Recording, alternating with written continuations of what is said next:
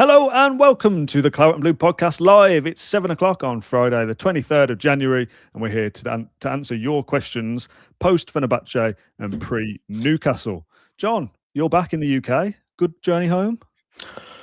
Yeah, I've been back home for about half an hour and we're jumping on the podcast. So that's commitment. We love it. Well done, John. yeah, exactly. No, it was a decent journey. I was on a Turkish Airlines flight on the way back, so they sorted you out with food and you had like the little screens in front of you to watch things and whatnot. And on the way out, I was on a Pegasus and they didn't even offer any water or anything. So I thought, Flying horse? Sorry, it's gone over my head. I don't get it. It's like a mythical creature, isn't it? Oh, right. Yeah, and that was the logo. So yeah, there we go. On there. But yeah, no, it was a good, decent flight back. I had Jacob on my flight as well. Wasn't sitting next to him, but I actually had a free seat next to him, which is brilliant. I think you just hate Jacob then. Do you want to invite him next? You know what? Thinking about it, he did look at me about 20 minutes into the flight and turn around and start shaking his head. I was patting my seat. I had my coat on it though, so I couldn't sit there. Can we start some imaginary beef between you and the other JT, the lesser JT? Oh, sorry, Jacob, if you're listening. I don't mean it. I'm only messing around. Right. How was Unal, by the way? Not Unai. I want to hear about the taxi driver. Unal, he sent me a message actually. Should we open it? I mean, I can't read it on. I can show you it. One sec. Here we go. I hope it's nothing offensive. If it is, I don't speak Turkish. There you go. Oh, it's properly the message. Yeah, fair enough. Yeah. I sent one back. Like, yeah, he's really happy because it made like the Turkish media. I had 3 or 4 Turkish reporters come up to me in the press box before and after the game, saying like, "You John Townley? Are you?" I wrote the article about you with the taxi driver. Nice. So, yeah, proper away day. Right. We'll talk about Fenerbahce a little bit. The reason why we now split this up into 2 episodes, effectively, there will be a Newcastle-specific show that comes out on Saturday, but there's still loads of post-Fenerbahce stuff that we want to get into and transfers as well. So we're going to do this as a kind of 2-parter.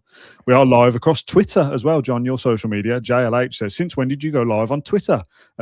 We've done it twice. Bit of an experiment. 3 minutes ago, mate. Our thinking is people might see it on Twitter, think I ain't really got time for that, but will then go and watch the podcast or listen to the podcast another time. Yeah. So hello to those people that are catching up. And hello to those in the live chat that you can see next to John, who are joining us live at 7. Lynch Mob says, hello, lads. Where's John's cat? I don't know, but Alexa was talking to me just then. That's why I was looking around. Okay, she was talking about health updates or something, and I don't know what. I didn't know she was even in here, to be honest. Okay, fair enough. I don't know where she is. Hugh Frost says, hope John's got his trousers on. Dare I ask?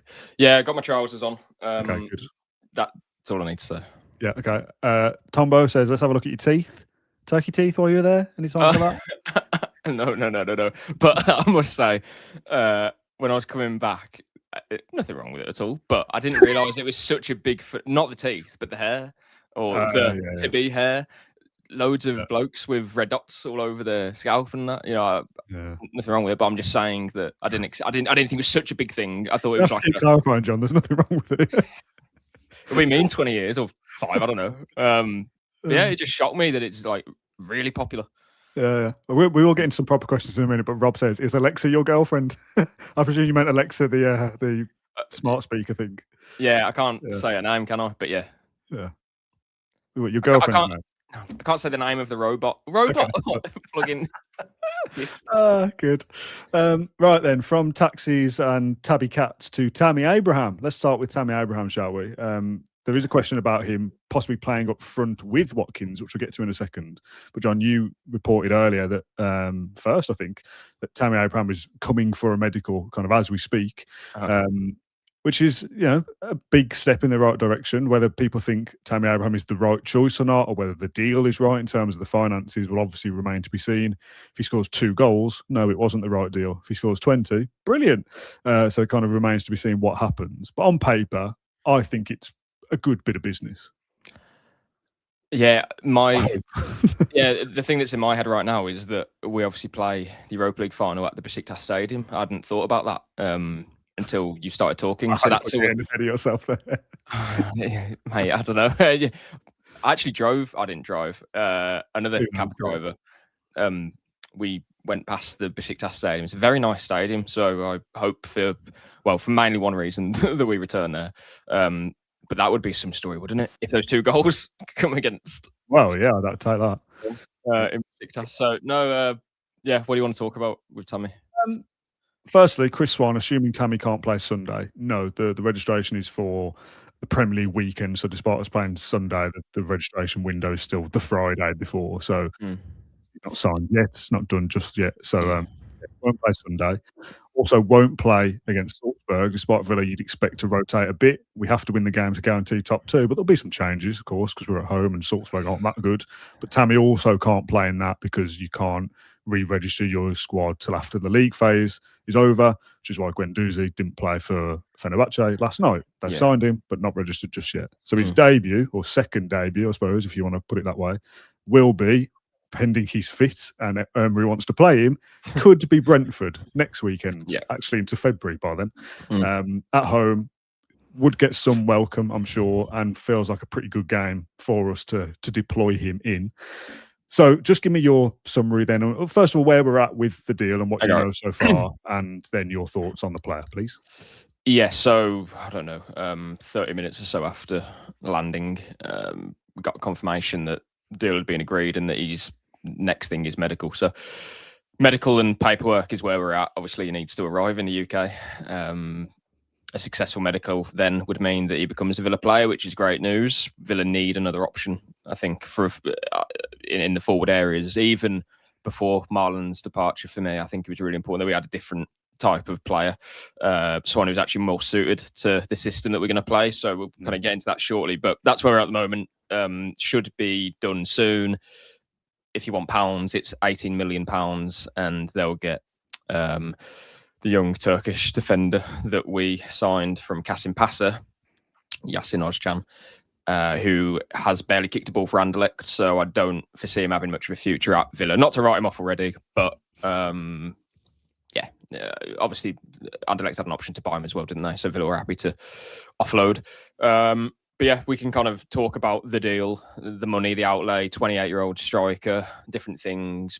But I'm happy that we're going to have another option as a striker. And I'm happy that it's Tammy as well. There's no adaptation in terms of surroundings or environment. He'll get on easily in the dressing room from the first day. That won't take any adjusting to a nice system. It will, though.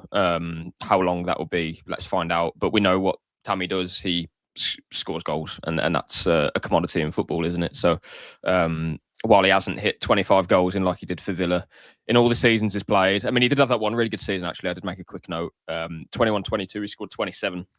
27, it's everywhere. In all competitions for Roma. 17 goals in the league, and then they slowly dried up a little bit.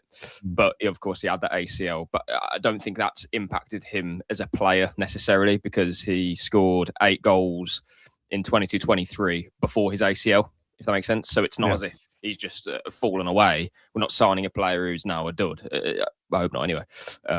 What I like, or what is kind of infusing me most about this, is that Emery obviously led this pursuit because he wanted him previously, before that ACL injury, which of course Villa were never going to sign him after that. And the players that have come to Villa that Emery has really vouched for and pushed for and got, so obviously Powell, Morgan Rogers, Tielemans. I mean, Villa saw off some competition for Tielemans, and Emery, it's sort of well documented, visited his house and kind of gave him the blueprint of what he wants to do. Is there anyone else I've missed there? Those sort of the main ones. I mean, you could probably say Nana, to be fair, as well. Obviously, that player, the outlay that Villa paid for him, he was never going to arrive for that money if Unai didn't say, I want him in the team. I think they've all been successes. So we can talk about other players who have come in and not quite worked. But I think those players, Barkley, you'd put into that category as well, because that's a player Emery wanted to bring in. And I don't think Barkley's been a failure necessarily. It's been difficult, but it's not like Villa have paid 20 million quid for him. And so for that reason, I'm going to give it a chance, even though I do think it is a fair bit of money, but at the same time, goals, you've got to pay for them, haven't you? Yeah, well, there's a few different things to talk about, Tammy. There's questions we're going to get into, and we're only going to do about half an hour. We've done 10 minutes, so that's my fault.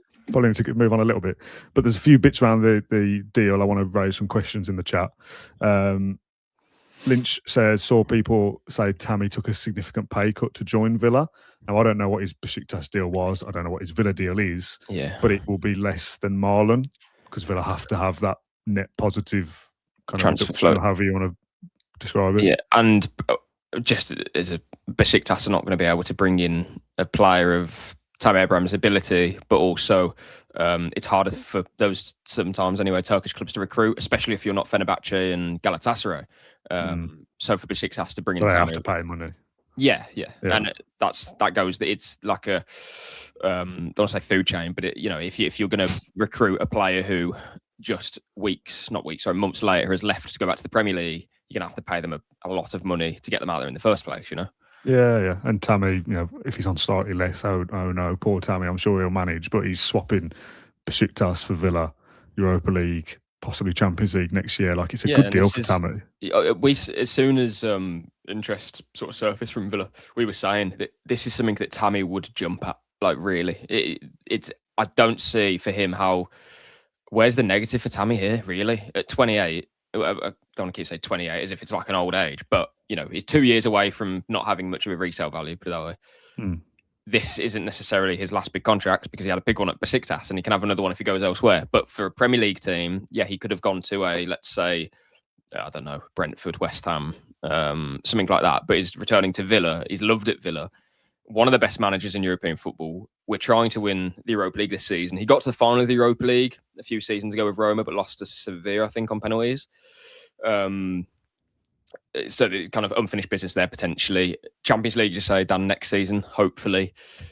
Yeah, it's, that conversation that he would have had with you and I over the phone would be enough to turn many players' heads, apart from Nico Williams a few years ago.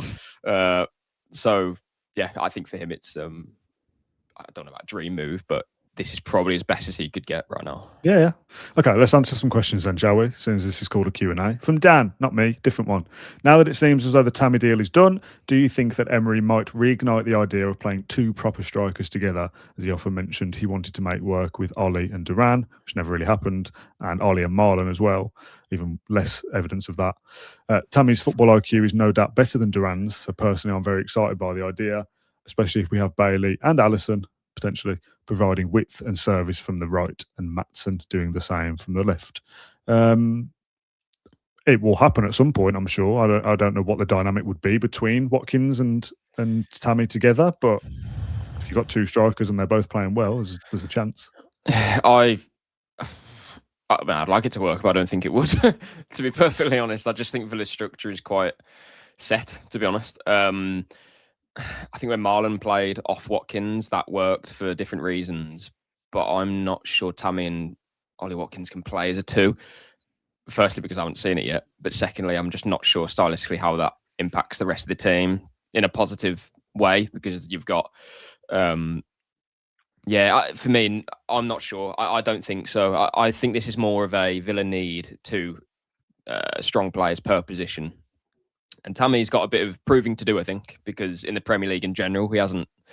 I think he had one decent season with Chelsea, did he not? But apart from that, it's not as if he's had kind of made his mark yet for me. Even in English football, playing the Championship is, as we know, that I'm glad about it, but that's a long way away now from Villa. Although we want to kind of celebrate it and all the players that helped us get to where we are now, we know that we are so far away from that. So Tammy, as I say, I think he's got unfinished business in England, really, and for that reason, I don't think he can expect just to come here and play straight away. But equally, if I'm Ollie Watkins, all of a sudden you're not unsettled, but you need to be scoring goals, because I don't think anyone in the team can count themselves as safe if they're going to underperform from the last season and the season before that.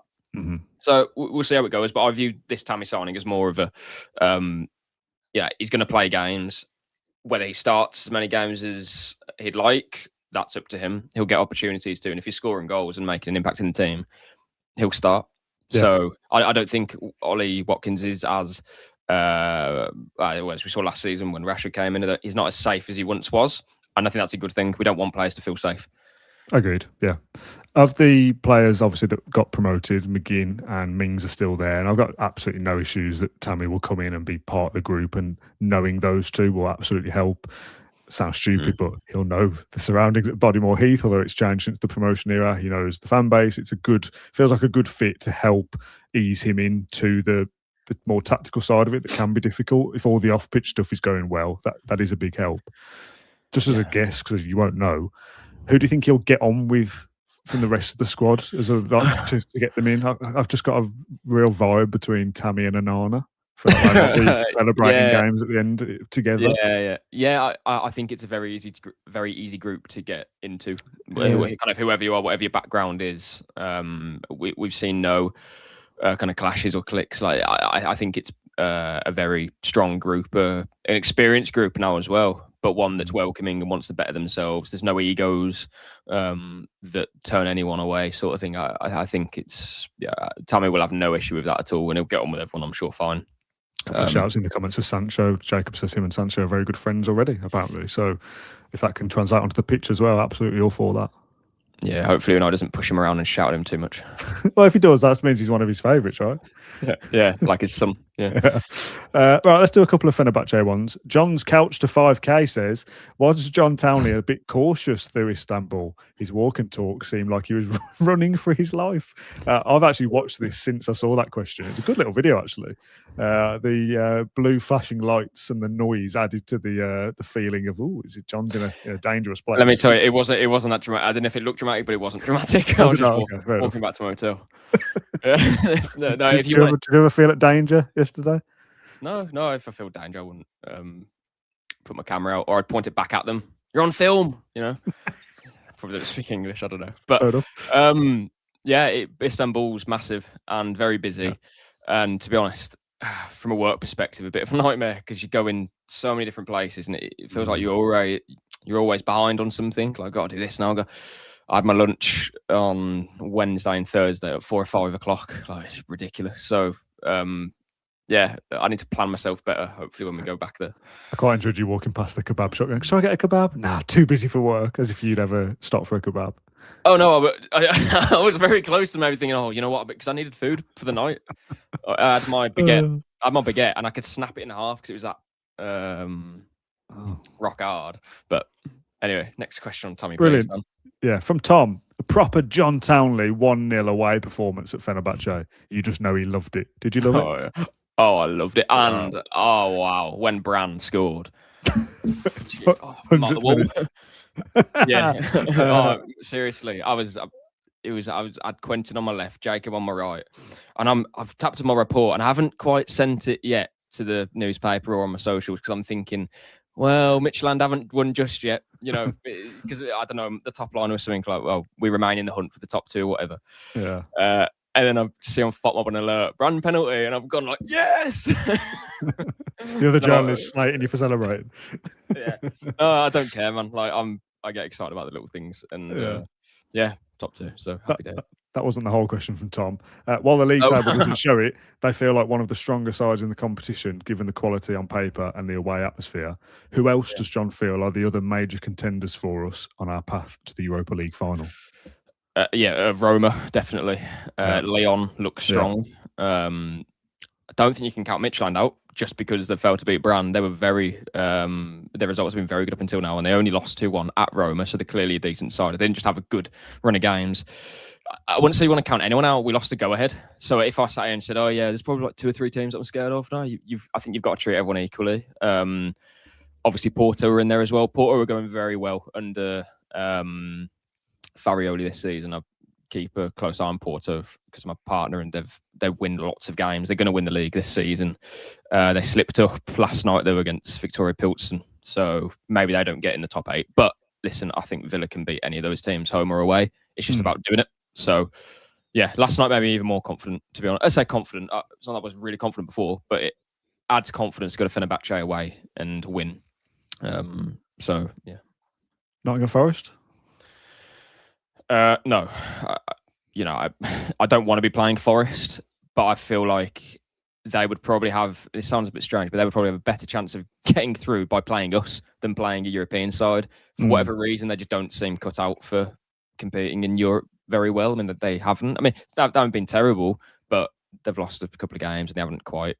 I mean, it's the first season in Europe, so not having a go, but Got a bit. Just quickly, and I mean quickly because we've got other stuff. Jamie says, and I forgot this from the earlier section about Tammy. Is anyone else disappointed that Olszan has been included in the Tammy deal? I genuinely felt like he could have made it into the team.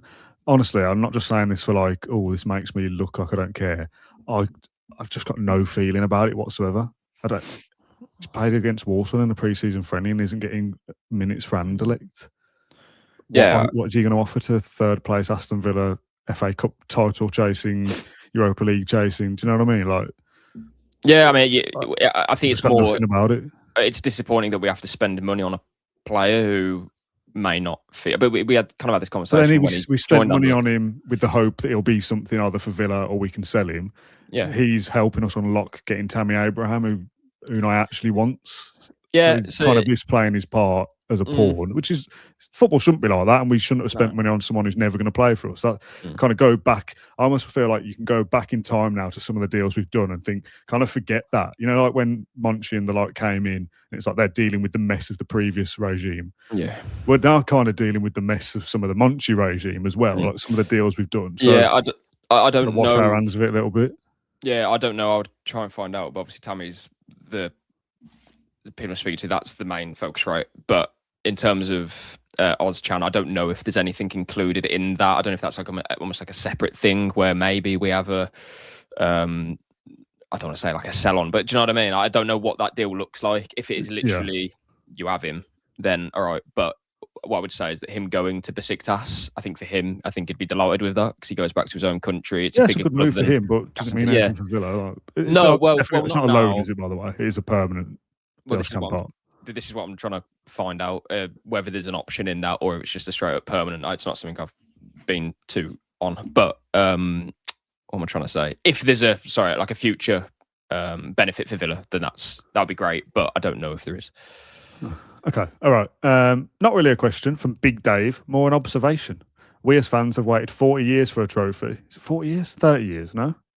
29 years now. Well, it'll be 2026 now, isn't it? It's going to be, We'll surpass 30 years by the time we can reach a final. I think it was the 1st of March, 1996? Anyway, it doesn't matter. We've waited 30 years for a trophy, and just like buses, I think we're going to have two at once. FA Cup and Europa League. You heard it here first, says Big Dave. Now, the only reason I've included this really is firstly, Big Dave. I like that. Funny. 29th of March. Oh, is it late as that? Okay, fine. So, yeah, we will surpass the 30-year anniversary then because the FA Cup final and the Europa League final will be in May. So it will be 30 years. Can I quickly say something on that? Go on. Right. I was having this chat with someone from the Villa Media team because we were just chatting about 3 hours ahead in Istanbul or whatever. When we play the final, 8 o'clock kickoff. Wow, I shouldn't say that. If we play the final, 8 o'clock kickoff in the UK, which for over there would be 10 p.m. Does that mean that 11? I think it's 2 hours ahead in the summer. I think. Oh, okay, fine, yeah. And 2 hours is a minimum then. And if that's the case, if we won the final, would win it the day after? No. What? So like in the record books? I don't know. I said no. We would. Like technically, when the referee blows full time and we've beaten Lyon 1-0, Tammy Abraham scored one of his 2 goals that he said he was going to score. that would carry over into the next day because it's obviously going to be added time. So what's the date of the game? 25th of May or something? 20. It's in May. Let's say 25th. Doesn't matter. Of the next minute of the podcast. Yeah. So in the UK, it's the 25th of May, and the game will end on the 25th of May unless there's some mad amount of injury time that takes it across from 8 o'clock kickoff into midnight next day. But in the record books, in the UK, but it doesn't happen in the. It's no, but surely on the record books, are we then celebrating the 25th of May, the day Villa won the Europa League? We were saying there's going to be loads of people. Well, I don't know about loads. Maybe there might be a few people who get tattoos of like the. I don't know. Maybe that's a bit small time. 25, 5, 26, but it was actually 26, 5. It's wrong because we essentially won it on I think it's a Wednesday as the final. So we would, if we win it, would win it on a Thursday in Turkey, but still Wednesday here. But it doesn't matter because I don't know. Does it? Well, no, because I don't know. This sounds ridiculous, but it's the Turkish. We're playing in Turkish. It's you know what I mean? We're in Turkey. This is Turkish time. It's Turkish air, Turkish grass. You know, Yeah, fine. it's Turkish time, and it's Thursday. So stop saying Turkish, please. Someone in the comments says Liverpool won 2005 Champions League final the day after because it went to extra time and penalties.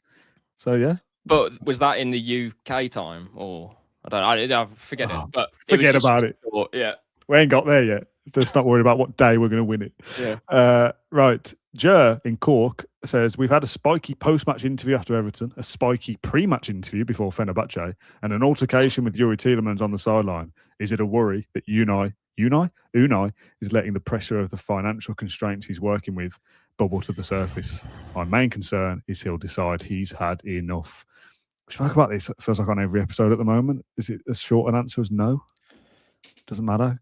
Like, let's all move on from these things. Well, we covered it, didn't we, in the little snap podcast that we did after the presser, because it was kind of bits and bobs about like, oh my God, Unai. But as I said, then he doesn't want to be doing press conferences, having travelled 4 hours and add an hour on top of that to get through Turkish traffic. So yeah, it's nothing new really for me as a reporter. I've been in almost all of his, bar maybe one or two of his press conferences since he joined, and yeah, you get him different on some days, but there's always going to be a different reason. Maybe it's outside of football as well, but if we're talking about in football, it's the transfer windows are always uncertain. We've spoken about that previously. Results last January weren't great. I'm glad that we beat Fenerbahce, because otherwise the results wouldn't have been great in the last few weeks. Obviously Newcastle next. And then in the summer, results weren't great because of the transfer window. So Unai doesn't want transfer windows. He doesn't want outside interruptions and distractions. He just wants to concentrate on coaching. So, yeah. Yeah, okay. And he did also, he did also talk, after the presser. In the presser after the Fenerbahce win, saying, I want to win trophies. Like nothing, if people are going to get in that sort of vibe of like, oh, is he like fed up? And is he, the way he's talking may sound like a bit, down in the dumps, but what he actually says, if you read or listen to all of it, then yeah, you can extrapolate different things and pick out different moments. But he's not talking like it's. Do you know what I mean? I'm completely. The guy's got to focus on winning a trophy. He wants to win the Champions League, like little bits and bobs here around the edges and stuff. Like he's not focused on that. There was a load of stuff on the post-match last night that we spoke about the Tielemans thing as just being not a big deal, but still, like, people that joined live or watched on catch-up were like, is there anything in that Tielemans thing? That did shock me, though. It's unusual, but it's not like they hate each other and now Tielemans won't play against Newcastle. It's just in the moment, it's a... Yeah. He only does that to somebody that he demands the absolute best from, and yeah, do you know what I mean? Like, I just thought when I saw it, I'm not gonna lie, I did think like, what on earth is going on there? Because it was almost too much, like to push a player. I thought was a bit over the top. But then you do think, oh, you know what, it's Unai.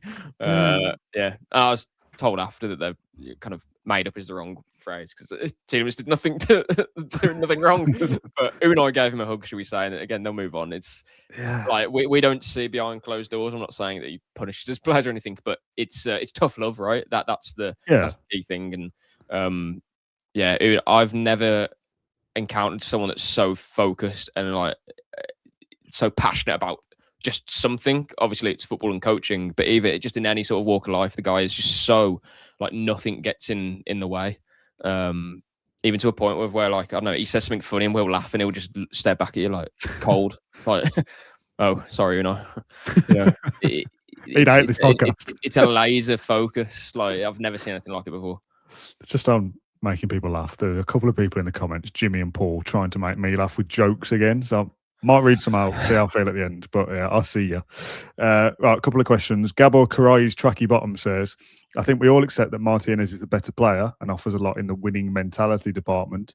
But given that Marco Bizot never seems to have a bad game for us, is it time to move Martinez on to enable us to bolster the squad where Unai wants? Matt mentioned last night that somebody on TalkSport keeps saying Unai. And since then, I keep wanting to say Unai every time now. It's really annoying me, yeah. Anyway, Unai. Yes, Martinez is the better goalkeeper, but I think people have had a bit bored of he drops out for this game, then he's back. I think they're trying to manage the way through an injury, but it just adds to the fuel. If he wanted to leave in the summer, is his head really in it? Blah, blah, blah. I don't know whether that's the case. I think he'll probably be gone in the summer. We move on. Does that then make Marco Bizot the number one? No. I think we sign another goalkeeper. However, the good thing about Bizot is if Martinez does miss Newcastle or Salzburg or Brentford or Wolves or Leeds or whoever, and Bizot has to play instead, he's never had a bad game. He has had a couple of bad moments, but generally he's a good goalkeeper and far better than Olsen. That if he has to play, I'm fine with it. He's a good goalkeeper. He's a good number 2 that is able to deputise well when Martinez is missing. Yeah. If Robin Olsen had to play those amount of games, we wouldn't be where we are this season. That's just facts, right? But that situation needs to be resolved in the summer, doesn't it? The goalkeeper. Oh, it will. Yeah, I'd be pretty staggered if Emi Martinez was still at Villa after the summer window closes. I'd be completely shocked. I think it's best for everyone that happens, that he moves on. It's just a shame that I remember saying after the window closed and he had that good game at Everton that his story doesn't have to end like it nearly did, and that, you know, could maybe win a trophy and play his part in helping us get back in the Champions League. Those things might still happen, but it feels like we're just sort of stumbling and lagging with it almost to the point of like, it's a bit tedious now watching him kind of drop out and stuff. What I would say is that I would like, if possible, basically for someone just to come out and say, he's missing these games because he's got this problem and we're going to take him out for the next 3 weeks so he can get properly fixed up and be ready. Because him constantly coming out the side and then coming back in, I don't think that's very beneficial for us anyway, or the defence. But equally, it's not going to stop fans thinking the kind of cynical side of, did you just not fancy it today? And I don't know if those things are true. And I think I've actually mentioned this on a different podcast that we did, that, you know, again, like the Palace game, he felt something before, played the game, and then he was the one who wanted to play on but didn't, and blah, blah, blah.